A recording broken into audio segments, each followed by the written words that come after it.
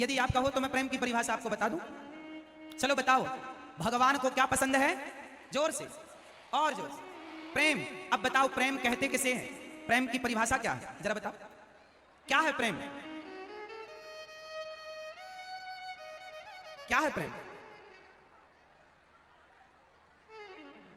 मैया, प्रेम क्या है? किसे कहते हैं प्रेम? आजकल जो लड़का जो लड़की स्कूलों में कॉलेजों में जो प्रेम करते हैं, क्या वो प्रेम है? लेकर के भाग जाते हैं एक दूसरे को, कहते हैं कि हम प्यार करते हैं। क्या इसका नाम प्रेम है?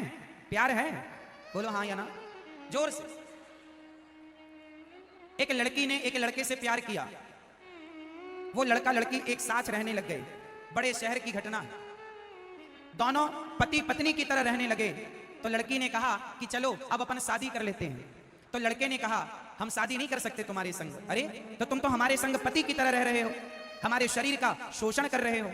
जब लड़की ने दबाव बनाया कि अब तुम्हें हमसे ही शादी करनी पड़ेगी, तो उस लड़के ने उस लड़की के 35 टुकड़े कर दिए, शरीर के टुकड़े टुकड़े कर दिए, मार डाला। अब बताओ क्या ये प्रेम था? जोर से। जबकि उस लड़की ने उस लड़के से क्या किया? प्रेम किया। और उसने भी शुरू में क्या कहा कि हम तुम्हें प्रेम करते हैं, तब तो बात आगे बढ़ी। लेकिन परिणाम क्या हुआ?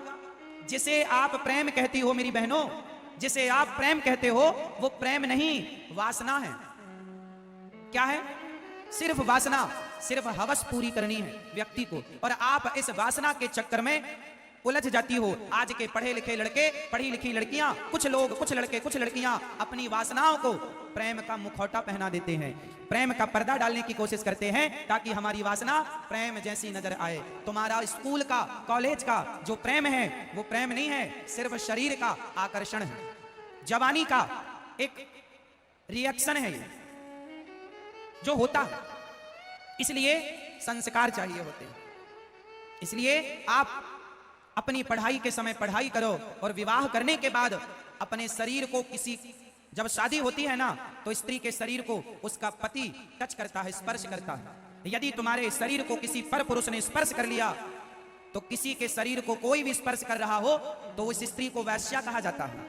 यदि तुम्हारे शरीर को कोई भी टच कर ले, कोई भी आके तुम्हारे शरीर को टच करके चला जाए, तो ये लक्षण पतिव्रता नारी के नहीं हो सकते, ये तो कोई वैश्या के काम है। तो तुम पढ़ने गई हो, अपना चरित्र बिगाड़ने नहीं। इसलिए शिक्षा जितनी जरूरी है, उस शिक्षा से कहीं ज्यादा जरूरी आपका कैरेक्टर है, आपका चरित्र है।